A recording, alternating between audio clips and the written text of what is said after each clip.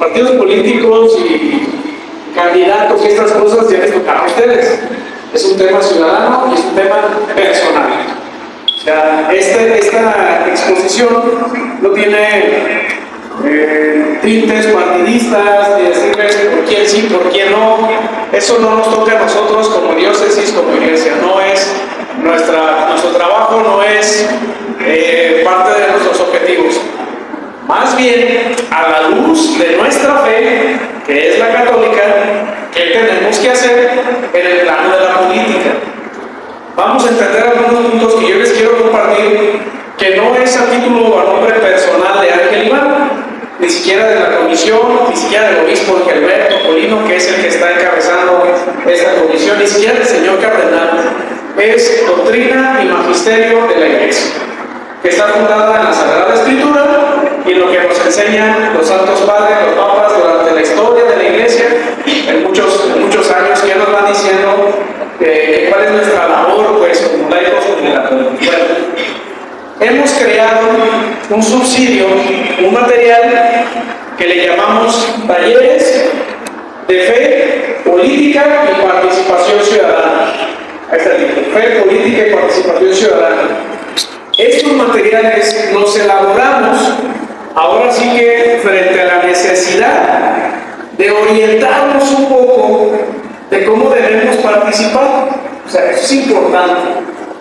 Bueno, no sé si a ustedes les pasa, díganme si yo me equivoco, pero de repente podemos llegar a pensar o tener en la cabeza, en la mente, algo de confusión. O sea, en los procesos electorales, en la vida pública o en la política, podemos tener confusión de no saber de repente qué perfiles, cómo votar, ni siquiera qué cargos se van a renovar, por qué viene este y luego viene este otro, por qué viene tal partido, tal otro. ¿Cuál es mi participación ciudadana a la luz de mi fe? Entonces, es lo que precisamente la doctrina de la Iglesia nos dice. Bueno, ¿cómo se creó esta comisión? Esta comisión se crea precisamente por el señor cardenal don José Francisco Robles Ortega, por ahí del año 2018. O sea, ya hace casi 6 años ya, de haber creado esta comisión. Esta comisión depende normalmente de la Arquidiócesis de Guadalajara. La funda el señor cardenal don José Francisco Robles, pero se queda como presidente, como el que encabeza esta comisión, es el señor obispo Gilberto Polino Sánchez. Él es el que precisamente encabeza esta comisión. Oye, ¿quién más está ahí? Algunos laicos, como su servidor, algunos sacerdotes también, e inclusive algunas personas líderes de asociaciones civiles, parte también la academia, algunos de la parte universitaria. Estamos formando esta comisión, somos cerca de entre 15 y 16 personas que estamos integrando esta comisión. Bueno, 2018 hasta el día de hoy. Pero nos interesa lo último que dice aquí: ayudar a la reconstrucción del tejido social y fortalecimiento del bien común. ¿Qué es el tejido social? ¿A qué nos suena cuando decimos tejido social? ¿Qué será? Vamos con la primera palabra, que es tejido. Cuando hablamos de tejido, ¿qué nos suena? Dos telas que se unen, que se entrelazan. No sé si ustedes o algunas de ustedes han podido tejer con ganchos o no le llaman estas agujas, unas cosas grandotas, ¿no? Unas agujas así, con los ganchos. Bueno, yo vi a mi abuelita, en paz descanse, ya ahora es otra forma, pues, pero ¿cómo le hacían ellas con las agujas? Iban pasando un hilo, entrelazándolo con otro, ¿no? Y a veces las sin ver, ¿no? Estaban así, regañando a medio mundo y ellas tejían, sí, siéntate. Y terminaban una prenda en cuestión de minutos, en cuestión de 2 o 3 días, no sé, dependiendo del tamaño. Bueno, hermanos, cuando hablamos de tejido, precisamente son dos telas que se unen, se entrelazan por hilos. Pero cuando hablamos de tejido social, ¿qué se referiría cuando le añadimos la palabra social? Unión y social. ¿Qué quiere decir social? Eso, los que integramos toda la sociedad. La unión de quienes integramos la sociedad. Y eso le decimos que es el tejido social. El tejido social entonces nos dice la unión de todos nosotros que sostenemos y componemos el tejido social o la sociedad. Hermanos, hay un estudio en México de los obispos de nuestro país que dice que el tejido social está descompuesto. Diríamos vulgarmente deshilachado, ¿ah? Desilvanado. O sea, el tejido social está descompuesto. O sea que se ha deshilado, como decimos. ¿Por qué? ¿Por qué las relaciones que sostienen la sociedad están descompuestas? ¿Por qué creen? ¿Por qué será? Intereses, pérdida de valores, ¿qué más? Todo lo que se les ocurra es bueno. ¿Qué más nos pasa? ¿La qué? ¿Falta de tiempo? Falta de tiempo, de interés, indiferencia social, no me preocupo por el otro. Fíjense lo importante que es esto. Si el tejido social me dice lo que mantiene unidos y se está deshilachando, tiene que ver mucho porque entre nosotros estamos divididos. Estamos cada vez más aislados. Nos interesa cada vez menos cómo está el otro. ¿Sí o no? Cada vez más la sociedad, nuestras familias, nuestra comunidad se preocupa más por mí, por mi propio beneficio. Y eso puede llegar o ha llegado a lastimar el tejido social. Bueno, el objetivo de esta comisión es que podamos poco a poco fortalecer el tejido social. Y lo que dice la segunda parte, fortalecimiento del bien común. El bien común es el bien para todos. El bien para todos. ¿Sí? Oye, ¿tengo que renunciar a mi bien personal por el bien de todos? Sí. Sí, tengo que hacer un esfuerzo por esa falta de interés, por ese egoísmo que tenemos, tengo que hacer un esfuerzo por abandonar mi egoísmo y tratar de poner mis intereses en común. Intereses en común. Entonces, ese es el objetivo de esta comisión, que podamos poco a poco reestructurar el tejido social y podamos velar y proteger el bien común. Bueno, ¿qué nos dice el cardenal en su mensaje? Este mensaje lo van a encontrar ustedes en la primera o segunda página de este cuadernillo, ¿sí? Ahí lo van a encontrar. Pero nos dice el cardenal en un fragmento de este mensaje: la iglesia que peregrina en Guadalajara no puede ser indiferente frente a las realidades temporales y a las coyunturas que van marcando el rumbo del país.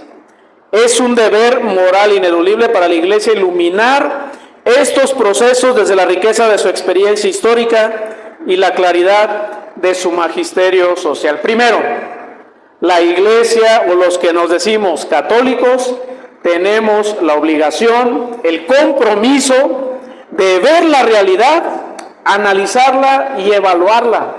O sea, de que podamos poco a poco, ustedes y yo, hermanos, o tengamos la capacidad de observar lo que está pasando, lo que está sucediendo. Bueno, ¿de qué les voy a hablar en estas 3 horas que tenemos la sesión? No son 3, 2:30, o 1:30, ¿no? 45 minutos, menos, ¿verdad? Ahí no se me asusten porque hay cosas que hacer, ¿ah? Bueno, unos minutitos pues, yo creo que ya en 30, 35 minutos. Pero miren, ¿qué les voy a compartir?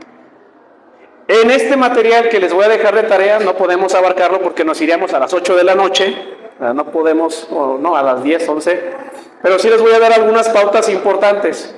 Me gustaría que hiciéramos un compromiso, y el compromiso, la tarea es que se lo lleven y lo lean, poco a poco, en reflexión. ¿Cuánto tengo para leerlo? Una semana, 15 días, mínimo antes de las elecciones, del día de la elección, mínimo que lo tengas leído antes de la elección, ya para pues tener así como decimos, un norte, tener un norte de cómo están las cosas. Bueno, ¿qué contenido tiene este material que les voy a dejar? Son 3 momentos importantes. Nosotros utilizamos lo que conocemos como el ver, juzgar y actuar. Ver, juzgar y actuar. Ese le llamamos método teológico pastoral. La forma de hacer pastoral en la iglesia utiliza un método. El método es como el vehículo de cómo hacemos pastoral. Entonces, ver, juzgar y actuar. En el ver tenemos un tema que se llama el desafío de la realidad mexicana. En el juzgar tenemos algo que se llama la mejor política, que es el compromiso social del cristiano. Tenemos criterios de discernimiento. Y el último que dice en el actuar es a quién vamos a elegir y para qué, los cargos que se van a renovar en este 2 de junio. Y después de votar, ¿qué sigue? La democracia participativa y los COPASI. Bueno, trataré solamente de estos 5 temas que vienen aquí. Son 5. Uno, luego vienen otros 2 que son 3 y los últimos 2 son 5. Bueno, trataré de hablar de cada uno en algunos minutos. Como les digo, ya les dejaré de tarea que ustedes profundicen. ¿Les parece? ¿Sí? Bien. Vamos a iniciar con precisamente el contenido. Y quiero que sí, ahí hagamos un esfuerzo por de alguna otra forma ir generando criterio, ir asimilando algunos conceptos. Miren, me voy a explicar. Cuando iniciamos estos talleres, o la forma de compartir, a mí me gusta mucho utilizar un ejemplo, una analogía. Mira, gracias. Que digo yo, miren, cuando uno tiene síntomas, o mejor dicho, una enfermedad, tenemos síntomas, ¿sí o no? ¿Sí o no? Sí, bueno, tenemos síntomas. Dependiendo de la enfermedad, son los síntomas. Por ejemplo, ¿qué síntomas podemos tener? Los que se les ocurran. Dolor de cabeza, estornudos, ¿qué más? Fiebre, échenle, escalofríos, dolor de huesos, cansancio, ¿sí o no? Dolor de garganta, ¿sí? ¿Dolor de qué? Dolor de estómago, de panza, de la pancita, duele, retortijones, cabeza. O sea, son muchos síntomas. Y cuando uno tiene síntomas que nos están diciendo, son como esos focos rojos que nos están diciendo que tenemos una enfermedad. ¿Qué tenemos que hacer? Digo, algunos me van a decir, no, pues automedicarnos se da o un tecito para ver si nos curamos. No deberíamos, pues. Lo que tenemos que hacer es lo que dijeron ahorita ustedes, ir al médico. ¿Sí? Si voy al médico, ¿para qué es?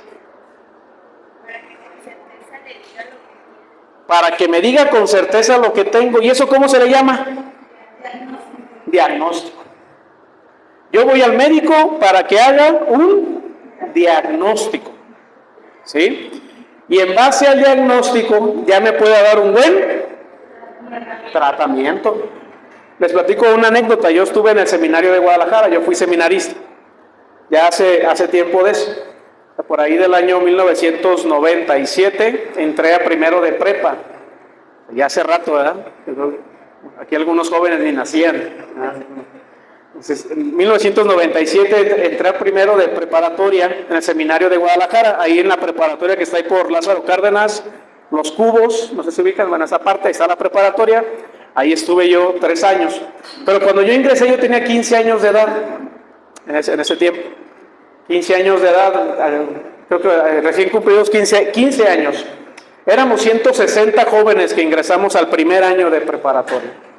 De todos lados de Guadalajara, de la diócesis, desde el norte del estado, Totatiche, Villaguerrero, desde la parte sur, Tlajomulco, desde acá de La Barca, inclusive nos vamos para el Tequila, Ameca, zona metropolitana de Guadalajara, no, éramos 160, de todos lados. Bueno, de hecho hasta a veces nos dividíamos los de rancho y los de ciudad, ahí dicen, tú eres de rancho, tú eres de ciudad. Y los de rancho nos echaban carrilla de que porque no sabíamos cortar árboles ni labores de trabajo, ¿verdad? Y los de ciudad decimos, no, pues ustedes no saben andar en carro, y les decíamos, no. Entonces, pero era parte de la carrilla grupal. Cuando yo entré, el padre prefecto de disciplina o el encargado hermanos nos dijo, aquí no contratamos quien haga el quehacer, no contratamos quien barra, quien trapea, quien pinta, quien arregla los salones, quien inclusive arregla los jardines, ¿no? Aquí el trabajo lo hacen los seminaristas, ¿sí? Mano de obra barata, decimos, ¿no? ¿Sí? Aquí los seminaristas, ¿ustedes piensan que solo es comer, ir a misa, jugar fútbol? Porque diario jugábamos fútbol, eso era diario. Jugar fútbol, hacer oraciones y hacer tareas, ¿no? También hacer trabajo. Y a cada uno nos fue poniendo una responsabilidad. Tú vas a ser el encargado de las macetas, tú vas a ser el encargado de los pasillos, tú vas a ser el encargado del deporte, tú vas a ser el encargado del coro, de liturgia.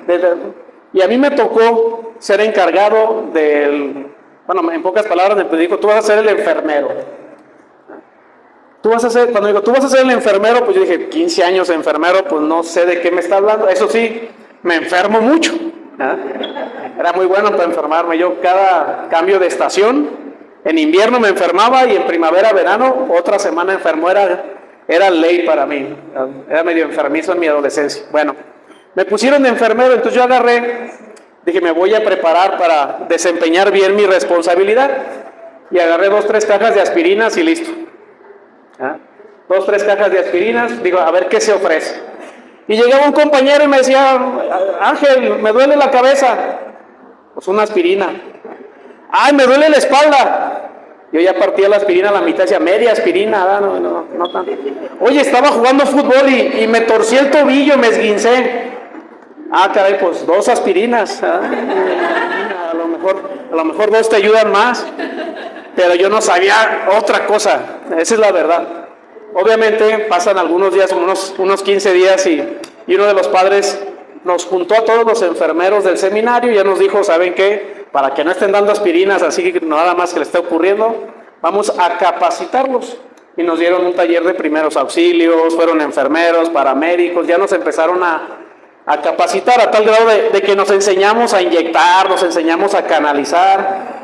Teníamos 160 compañeros y entonces yo tenía de dónde escoger para practicar, ¿verdad? Entonces eran 2, 3 enfermos, agarramos un compañero y lo acostábamos en la mesa y te voy a inyectar y nomás ponte, sí, y ahí vas y lo inyectamos, aprendiendo un poco a eso. Bueno, ¿por qué les platico esto, hermanos? Porque este primer momento que dice aquí, desafío de la realidad mexicana, implica que tú y yo seamos capaces de ver los síntomas de la realidad, los síntomas que tiene la realidad mexicana y que me está diciendo que muy probablemente hay una enfermedad, que puede ser una infección, puede ser un cáncer, puede ser algo más grave, pero que tengo que aprender a ver primero la realidad. Por ejemplo, ¿qué síntomas ven ustedes que está padeciendo nuestra realidad social, que me está diciendo a mí, a lo mejor hay una enfermedad ahí, hay que atenderla urgentemente? ¿Qué síntomas ven ustedes? Abandono de los hijos. ¿Qué otras cosas? ¿Sí? Mal uso de las redes sociales, el internet, el abuso de los medios de comunicación, la red, sí. Alcoholismo y drogadicción, como los vicios pues que tenemos. ¿Qué más? Esto, ideologías que atacan a la familia, que atacan a la vida. Muy bien. ¿Qué más? Sin miedo al éxito, decían. ¿Qué más vemos, hermanos? ¿Qué más síntomas tiene nuestra realidad que decimos, hay algo ahí? El aborto, contra de la vida, constantemente promoviéndolo. ¿La qué? Abuso infantil. ¿Qué más? ¿Mande? Nuestro sistema de gobierno, díganme si me equivoco, pues también en ocasiones, de todos los colores y sabores, nos dejan mucho que desear. En algunos casos de corrupción, de impunidad, entre algunos de nuestros gobernantes, a todos los niveles. Vean ustedes las noticias, ¿no? A nivel federal, estatal, municipal, casos de corrupción, precisamente por no estar preparados para desempeñar un cargo. ¿Qué otra cosa podemos ver? Sí. Los desaparecidos. El fenómeno de los desaparecidos, por ejemplo, pues no sabemos dónde están precisamente. ¿Qué más? Que tiene que ver con los desaparecidos, por ejemplo. Eso. Crisis de seguridad, lo que detona u origina que vivamos en una violencia constante. Todo eso que ustedes dijeron, hermanos, y a lo mejor nos falta más. Pobreza, trabajo, economía, educación, sistema educativo. O sea, en algunos casos sistema educativo deficiente puede ser, ¿no? O en otros casos sistema de salud, medicamentos. Bueno, todo eso son síntomas de que hay una realidad que me está diciendo tenemos o tengo una enfermedad. ¿Qué nos toca hacer? ¿Qué nos dice precisamente, hermanos? Déjenme ver. En este análisis me interesa lo que dice ahí en letras negritas. Dice, percibir con sensibilidad e inteligencia la realidad para comprenderla, y la palabra que dice ahí, apropiársela.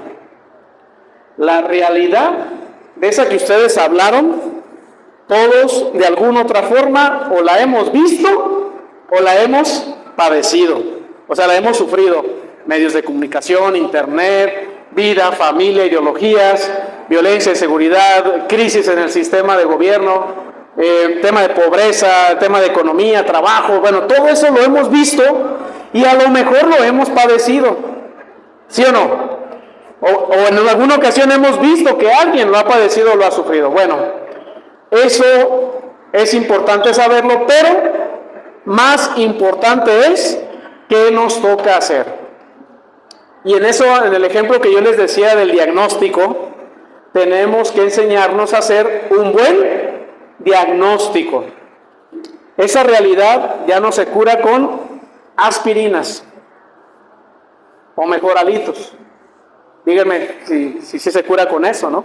Yo tengo una enfermedad muy grave y que me digan a mí, ahí te va una aspirina, un paracetamol o un ibuprofeno que de repente también escasean. Entonces ahí tú hazte bolas y a ver qué pasa. La realidad, hermanos, no se cura con pequeñas dosis de aspirinas o mejoralitos. Oye, ¿qué tiene que ver con nuestra fe nosotros los católicos? Que esa realidad no se cura diciendo, ánimo, Dios te ama, échale ganas, ya no sufras. Y cuando está una persona en depresión o sufriendo, dice, ya no sufras. Ah, bueno, no sabía que era tan fácil dejar de sufrir, ya. Dice, ya no sufro, pues. No estés deprimido. Hermanos, eso en el mundo de hoy no es suficiente. No es suficiente, porque eso es dar aspirinas a una enfermedad que es más grave. Y para eso, ¿sí?, hay que tener una óptica, una visión desde la fe. Y voy a leer la segunda parte que dice, es la mirada del creyente, aquella que ve con los ojos de la fe, y desde esta mirada descubre el plan amoroso de Dios. Dios, nuestro Señor, tiene un plan para cada uno de nosotros, aunque no lo creamos, frente a la realidad que estamos viviendo. ¿Cuál es nuestra tarea? Descubrir cuál es el plan que Dios tiene para mí. ¿La realidad es difícil? Sí. ¿La sociedad está sufriendo? Sí. ¿Las familias están sufriendo? Sí. ¿Qué plan tiene Dios frente a esa realidad? ¿Qué me está diciendo? Cuando, por ejemplo, hermanos, vamos al médico para que nos dé un diagnóstico, nos da unos síntomas. Bueno, nosotros les decimos, los síntomas. Pero si él todavía no tiene claro qué es lo que estamos sufriendo, ¿qué nos manda a hacer? ¿O qué más nos pide? Análisis. Con los análisis clínicos o los estudios de orina, de sangre, lo que nos pida, que son los resultados, o sea, decimos los números, ¿no? Los resultados, los síntomas, y a lo mejor nuestro historial médico o familiar, entonces el médico puede decir, ya tengo un panorama de lo que estás padeciendo. Si él nos dice, vamos a tratarte por esta enfermedad, y yo le digo, doctor, yo sé que tiene sus resultados ahí, yo sé que tiene los síntomas, pero no es cierto, yo no quiero tener esa enfermedad. ¿Qué debo decir? Pues está bien que no quiera, pero la tiene. Oye, pero yo no me voy a tratar, doctor. Ok, esa es su decisión. ¿Qué puede pasar? ¿Qué? ¿Más grave? Yo tengo un amigo que está aquí compartiendo también talleres y él tiene un problema de tiroides. Su diagnóstico original era hipotiroidismo, no sé si han escuchado de la enfermedad de la tiroides, pero hipotiroidismo. Y a él lo diagnosticaron con hipertiroidismo, o sea, con un diagnóstico equivocado. En vez de que le dijeran, tú tienes hipo, tienes hiper, y lo trataron por hipertiroidismo. Entonces, cuando él tenía hipotiroidismo, que es todo lo contrario. Entonces, un mal diagnóstico, un mal tratamiento, le hicieron todo un, como decimos, desbarajuste, no solo emocional, sino físico, de salud, a tal grado que el corazón y varios órganos no está respondiendo, porque pues la tiroides es la que regula, sabemos, ¿no? Es el que regula, pues prácticamente de nuestro cuerpo. Entonces le descompusieron todo ese vaso regulado y ahorita ya está regresando a que le vuelvan a tratar por hipotiroidismo. Eso, hermanos, origina, por ejemplo, que tú y yo, en esta realidad, podamos equivocarnos a veces en el diagnóstico o tratamiento. Si ustedes y yo decimos, no está pasando nada, todo está bien, ¿sí? O sea, estamos todos muy bien, estamos muy contentos, ¿eh? Como dice aquel, felices, ¿no? Y eso no lo dice no solamente uno, lo dicen muchos. Vamos para adelante, ¿verdad? Vamos mejorando, nos dicen. Y uno dice, caray, pues, ¿desde cuándo me vienen diciendo eso? ¿Ah? O sea, yo tengo años que me vienen diciendo que vamos mejor, pero de repente no veo esa estabilidad que yo deseo para mi familia. Bueno, nosotros como católicos tenemos que ser capaces, lo que dice aquí, ver con ojos de fe el plan que Dios tiene en la realidad que nos está presentando. Fíjense bien, aquí en este momento nos toca analizar la realidad y ver cómo está padeciendo. Y a veces sirven los datos y las estadísticas o la información. Esos son los estudios. Los estudios sirven para darme luces, cómo están las cosas. Y con esos estudios yo ya puedo decidir, bueno, ¿qué tal mal estamos? Por ejemplo, hermanos, en temas de violencia, ¿cómo estamos? ¿Cómo estamos? Pues estamos mal, ¿no? Es el que estamos analizando. Estamos mal. ¿Es propio de este sexenio, de estos años? No. Hemos estado. Históricamente en nuestro país llevamos ya casi 2, 4, 5, casi 6 sexenios sufriendo la ola de violencia en nuestro país, ¿sí o no? Pero pareciera que no se detiene. Pareciera que no se encuentra una solución o digamos un tratamiento. De que podamos empezar a sanar por las familias. Y esto es grave. ¿Por qué? Porque la violencia es como el virus, ¿se acuerdan ustedes? Cualquier virus. ¿Se acuerdan del COVID? Que empezó, yo me acuerdo que veíamos esos casos los veíamos en China, ¿no? Decimos, en China, ya pasó y todo. No va a llegar acá. Después se fue recorriendo Europa. Bueno, no sabemos. Luego ya Brasil y Estados Unidos. Después decíamos, no creo que llegue. Y después México, el primer caso. Segundo, tercero, y entramos en pandemia internacional o mundial. La violencia es así, como un virus que va creciendo poco a poco y llega al grado que nos rodea y ya no sabemos qué hacer. Y a algunos de nosotros nos toca sufrirla o padecerla. La violencia tiene muchas caras y el sufrimiento tiene muchas caras. Usted acaba de decir algo importante, por ejemplo, el fenómeno de los desaparecidos.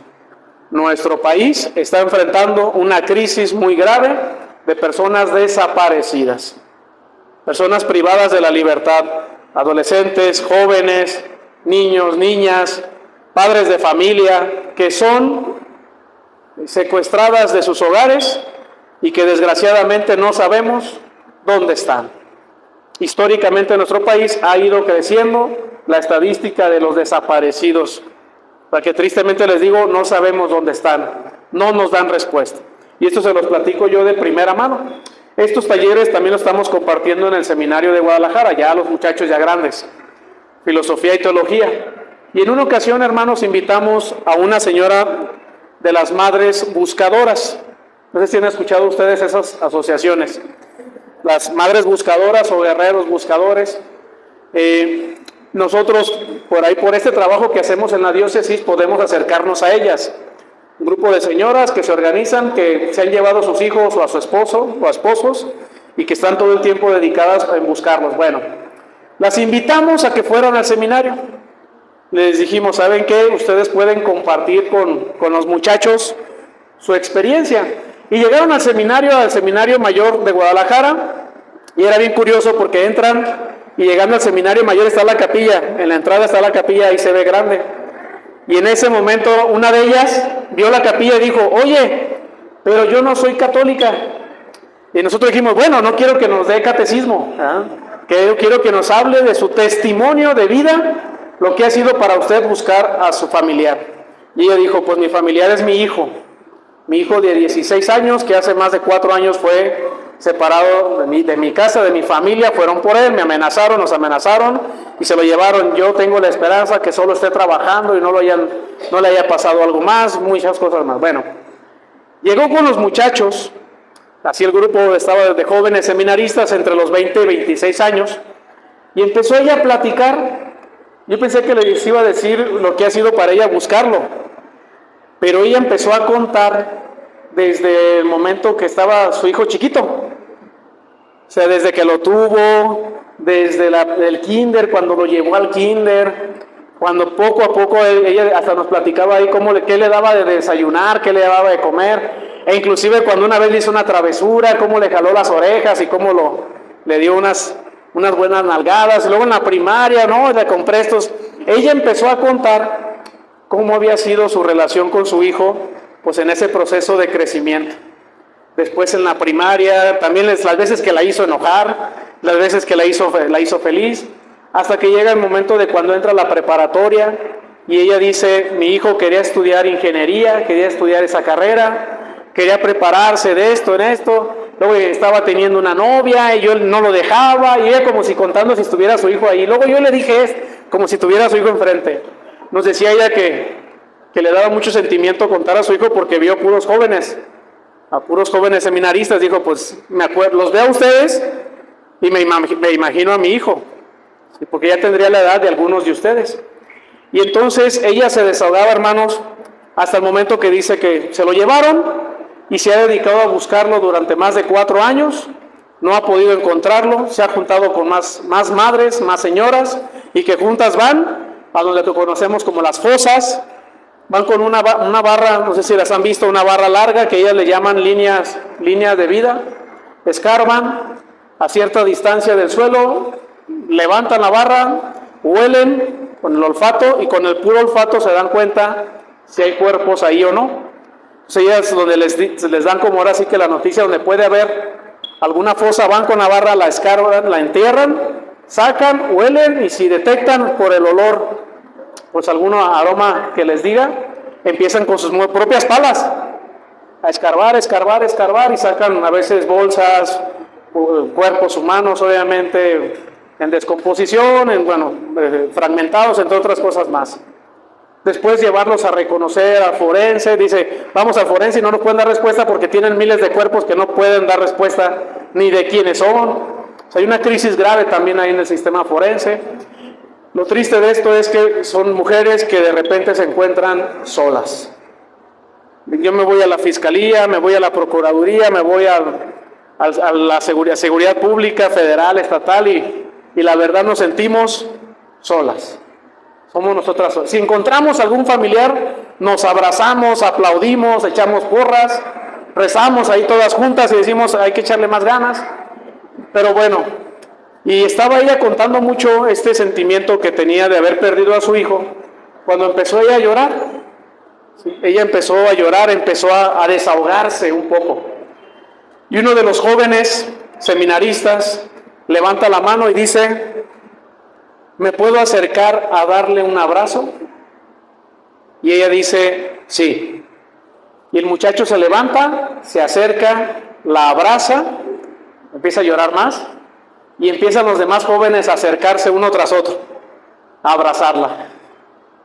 Y estaba, bueno, en ese proceso de que todos estaban abrazando, llega un diácono, casi ya para ordenarse, llega un diácono y le dice, oiga, ¿me da su bendición? Y el diácono se hinca frente a ella y ella le da la bendición al diácono. Y estaban, bueno, ellas desahogándose, los jóvenes, y ella dice, ¿saben qué? Yo sentí en este momento que mi hijo me abrazó. Que a través de ustedes, muchachos, mi hijo me ha abrazado, me ha consolado. Me ha dicho, ella sintió pues en su corazón que su hijo le decía que ya no se preocupara más. Porque ella decía que vivía como si estuviera velando a alguien todas las noches. Todas las noches me voy a dormir como que si estoy velando a mi hijo. Quien es madre sabe lo que es sufrir por un hijo, saben lo que es padecer por un hijo. Yo lo entiendo porque lo escucho, pero no lo he vivido. Nomás puedo ser un poco empático, compasivo.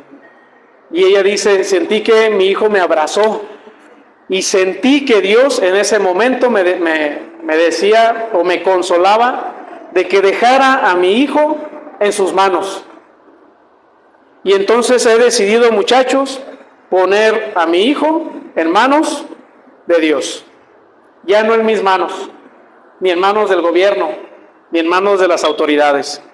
Dejarle a Dios a mi hijo, y si lo encuentro, bendito sea Dios, y si no lo encuentro, bendito sea Dios.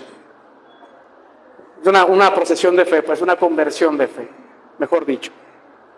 Y ella dice al final, vamos a seguir buscándolo, vamos con otras compañeras, no nos vamos a cansar, pero ya no voy a estar con la desesperación, la tristeza de estarlo buscando.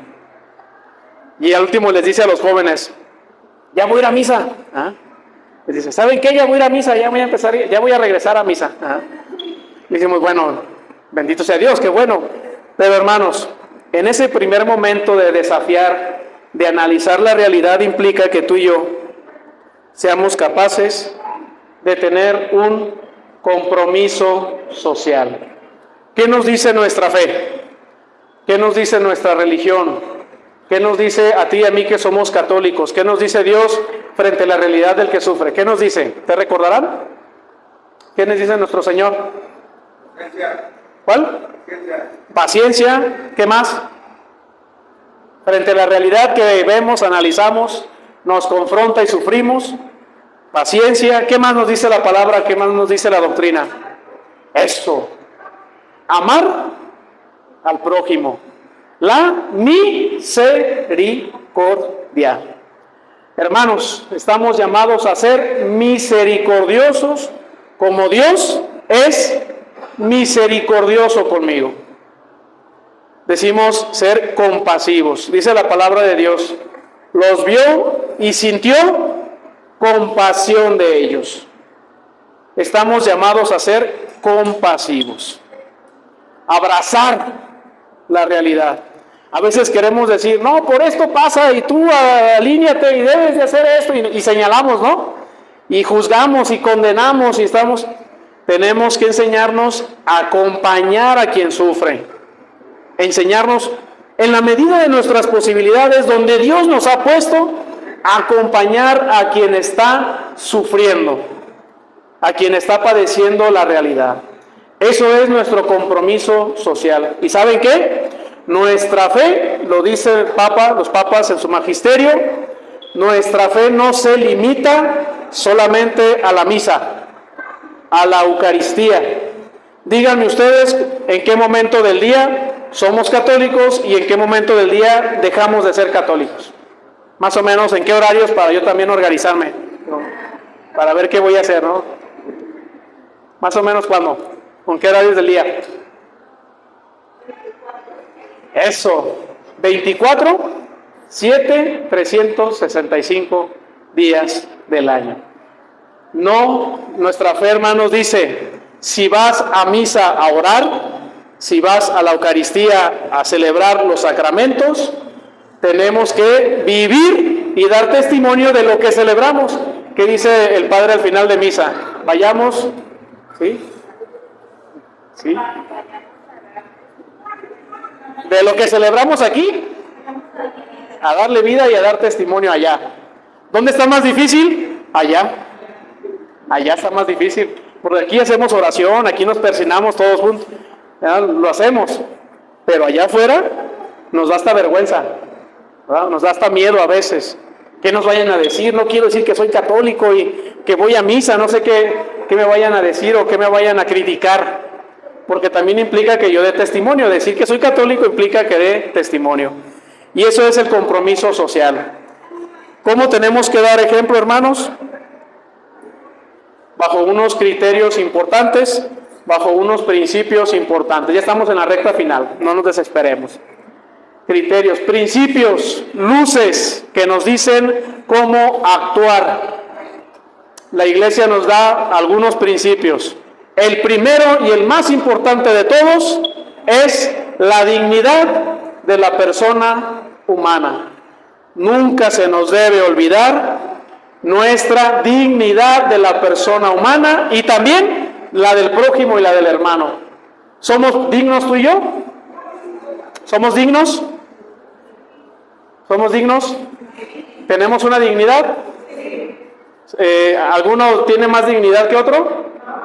No, todos somos iguales en dignidad. ¿Por qué? ¿Por qué tenemos la misma dignidad? ¿Por qué somos dignos? Sí. La dignidad varía según el comportamiento de la persona y las actividades que haga por interés. Eso es importante. Si yo lo que doy como testimonio, como ejemplo, no corresponden a mi dignidad, la lastimo. O puedo yo llegar a lastimar la dignidad del otro por acciones. Pero en el corazón, hermanos, por el simple hecho de existir, tú y yo tenemos una dignidad. ¿Esa dignidad nos las da? ¿Quién? Somos hijos de Dios, creados a imagen y semejanza. ¿Quién? Yo estoy más morenito, así sin cabello y todo, tengo menos dignidad o más dignidad, ¿no? O sea, los rasgos físicos, mi profesión, mi estudio, mi trabajo no me hace más que nadie ni me hace menos que nadie en dignidad. ¿Por qué, hermanos? Porque tú y yo somos hijos de Dios, creados a su imagen y semejanza. Y ahora sí, lo que tú dices es muy importante. Tenemos que actuar como un hijo de Dios, porque si no, estamos renunciando a esa dignidad. Cuando hablamos de egoísmo, de intereses personales, podemos caer en violentar la dignidad y lastimar la dignidad del otro. Y es ahí cuando no estoy protegiendo la dignidad ni velando por ella. Ese principio que no se nos olvide. Ya vienen todos los demás: vida, ustedes dijeron, familia, libertad religiosa, el derecho que ustedes como padres tienen por educar a sus hijos. Eso es importante. Nadie más va a educar a sus hijos más que ustedes como familia. Tenemos la sociedad que tenemos porque tenemos las familias que tenemos. Decía el cardenal Juan Sandoval Íñiguez, la cuchara saca lo que hay en la olla, así decía él. Si la sociedad está así, los políticos están así, la cultura, los medios de comunicación, los jóvenes, los adolescentes están actuando de esa forma porque de ahí salen de una familia. Y en la familia y en el hogar se aprende. Podemos aprender cosas negativas o podemos aprender cosas buenas, pero en la familia podemos reconstruir ese tejido social. Bueno, esto lo van a ver ustedes y lo pueden leer con calma en el tema 3. El tema 4. ¿Cómo debemos participar? Si ya dijimos, el ver es analizar, el juzgar es compromiso social, principio de la dignidad de la persona humana, siempre hay que cuidarlo, velarlo, protegerlo. ¿Cómo tenemos que participar? Y la primera forma de participación es información. Tenemos que estar informados, hermanos. Yo sé que a veces, y me incluyo yo también, nos conviene un poco más ser como ignorar algunas cosas o no querer aprender algunas otras cosas más. Pero un católico no puede estar desinformado, no puede dejarse guiar por lo que dicen otros. En pocas palabras decimos, no podemos dejarnos manipularnos. Nadie. ¿Sí? Con dádivas, con que te dan o te dan, te quitan, te roban, o te hacen más rico, no lo sé. Con eso no te pueden manipular. Importante, no te deben.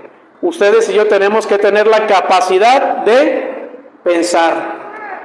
Les pongo un ejemplo, así muy práctico. Ya ven que les platiqué lo que me pasó en el seminario, ¿no? De joven, con las aspirinas y esas cosas. Una vez el padre nos puso a todos a podar los jardines. Me acuerdo muy bien porque para mí esta anécdota fue la que marcó parte de mi vida adolescente ahí en el seminario. El padre una vez nos dijo, ¿saben qué? Hay que podar los jardines, los rosales y algunos arbolitos que estaban ahí. Y también hay que hacerles cajetes. ¿Sí sabemos qué es un cajete? ¿Sí? Que fui con los jóvenes de universidad, les pregunté y muchos no sabían ni qué era un cajete. ¿Es un dulce o qué? Le digo, no, es otra cosa diferente. Nos dieron asadones, ¿sabes qué es el asadón? Fácil, claro, si somos puro gente de trabajo. Bueno, nos dieron asadones, hermanos, y para hacer un cajete, bueno, se marca un círculo alrededor del tallo, y con el asadón que se hace, pues se quita un poco la tierra para hacer el círculo con tierra y se riega. Pero ¿saben qué estábamos haciendo nosotros? Con el asadón estábamos rascando el tallo. Había un compañero, seminarista también, bueno, compañero de nosotros, que les digo, no, es que se hace así, y nos empezó a decir cómo, quítale con el asadón la tierra al tallo. No digo su nombre porque es padre y a lo mejor se lo encuentran un día, ¿no? Mis compañeros ya son padres del 2009, desde el 2009, ¿sí? Y le empezó a quitar tierra al tallo, le empezamos a quitar a los rosales, le empezamos a quitar tierrita. Pero si le quitas la tierra al tallo, ¿qué pasa? Las raíces, hermanos. Se empiezan a asomar las raíces. Entonces dijimos, oye, esas raíces se ven mal. Hay que solucionar este problema. ¿Y cómo lo hicimos? ¿Taparlas? Ojalá lo hubiéramos hecho eso. No, las cortamos, hermano. Digo, ese gesto que hizo así, yo creo que ahora yo lo hago, ¿no? Agarramos la casanga, sabemos que es una casanga, ¿no? El machetito ahí, y estamos cortando las raíces porque este compañero y algunos más nos dijeron, es que si le cortas se va a regenerar y va a crecer con más fuerza el tallo y que sabe qué, y los rosales tienen más raíces abajo y que crecen hacia abajo. No, pues, como decimos, nos estaba choreando, ¿verdad? Decimos, bueno, le estábamos quitando las raíces a los arbolitos. De hecho, con una casanga le dimos un rasponcito a un tallo, le arrancamos así la tecatita, ¿no? La trajimos y un compañero dijo, caray, se ve como nuevo. Pues hay que quitársela todo alrededor, ¿verdad? Porque eso se va a regenerar, que la corteza y que sabe que pues le hicimos caso, ¿no? Ahí estamos quitándole al tallo. Y llega en aquel tiempo, nos visitó nuestro pastor de aquel tiempo de nombre Juan Sandoval Íñiguez, señor cardenal. ¿Sí lo conocieron? Sí, bueno. Llega y le gustaba él visitar a los seminaristas y cuando estaban trabajando le gustaba ver el trabajo, porque él trabajó desde los 8 o 9 años, desde niño trabajó toda su vida en el campo. Entonces le gustaba acercarse, digo, están trabajando y iba donde estábamos trabajando. Nosotros pensamos que nos iba a felicitar, pero llegó con una voz amable, suave, tranquila. Oye, ¿qué están haciendo? Nos dijo, ¿qué están haciendo? ¿Qué están haciendo? Así hablaba él, muy golpeado, muy fuerte. Hasta nos asustó, dijimos, ¿quién es? Señor, mire, estamos arreglando aquí. ¿Quién les dijo que se le corta las raíces a los rosales y a los árboles? Nos empezó a regañar, pues están secando mis jardines. No, pues así se ve más bonito, no se le quita con el asadón la tierra al tallo, se le pone. O sea, en vez de hacerle de adentro para afuera, se le hace de afuera hacia adentro y se recubre. Y tú le riegas y entonces el tallo está fuerte y se sostiene. Y los minerales de la tierra, la verdad yo ya casi ya no escuché porque tenía mucho miedo ya que me siguiera regañando. ¿Y quién se le ocurrió? Pues como todo adolescente responsable, pues al de al lado, ¿no? No, pues a él, y ya nos fuimos repartiendo la culpa, ¿no? Entonces, hasta que llegamos a Adán y Eva. Entonces, echarse la culpa es bien fácil, ¿no? Entonces, él agarró el asadón, nos enseñó, nos dijo cómo se poda un rosal, en qué tiempo se poda un rosal y todo. Bueno, nos empezó a dar una clase de jardinería. Y estaba un compañero ahí con la podadora, se le atoró la podadora en el pasto, las aspas abajo, una piedra. Llegó otro compañero y dijo, no, así no se hace, hay que levantarla, y mete las manos abajo y la levanta. Y cuando la levanta, pues aquello dio vueltas y le cortó aquí las yemas de los 2 dedos esos, se los mochó, nomás salía sangre, así un chorro de sangre. Enfermero, ayúdame. Ya llegué con mi caja de aspirinas por si A ver qué podía. Ya le puse unos aspirinos en el dedo a ver si le tapaba. Bueno, imagínense todo aquello. ¿Por qué les platico esto, hermanos? Porque precisamente en el actuar, en el hacer las cosas, lo que yo les decía, abrazar la realidad, podemos no saber. La información es fundamental. Conocer, prepararnos es fundamental. Una pregunta muy general y con esto ya vamos cerrando la sesión de hoy. ¿Qué distrito electoral pertenecen ustedes? 16, ¿sí? Igual que el mío. Yo soy de San Pedro Tlaquepaque, pero centro. Bueno, de aquí no tan lejos, pues, ¿verdad? Cruzando el periférico, sí. Soy de aquel lado. Ahí tienen su casa, pues, por San Pedro, cerca del Parián. Cuando quieran unos cantaritos me dicen, ¿verdad? Ahí van. Bueno, tienen su casa por ahí. Miren, pertenecen al 16, muy bien. Quien sepa, levante su mano, así con confianza. ¿Quién sabe quién es el diputado local de su distrito 16 que ya dejó el cargo o va a dejar el cargo? O sea, estos 3 años pasados, ¿quién estuvo? Diputado local. Quien sepa, levante su mano con confianza. Diputado federal. Eso, entonces, bueno. Ajá, ella es. Bueno, uno de 200 que estamos aquí. Ahora, importante, jalarnos las orejas. Todos. No sabemos quién nos gobierna. Y les pagamos. Eso es lo grave. Díganle ustedes, hermanos, ¿quién puede ir a un trabajo y decirle al patrón, jefe, ya vine, aquí está, ya me contrató, vengo un mes, 2, 3 meses no vengo, otro mesecito aquí ando trabajando muy a gusto, otros 6 meses, pero no deje de depositarme mi nómina, por favor, cada 15 días o cada mes? ¿Qué nos va a decir el jefe o el patrón? No, mi estimado, pues así no es, ¿eh?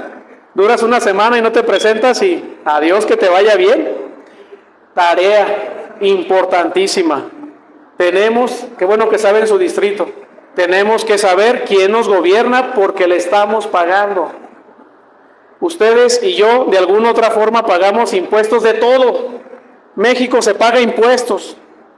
Se paga impuestos y lo pagamos, hermano, de alguna otra forma. Vamos a la tienda y los productos ya tienen impuestos.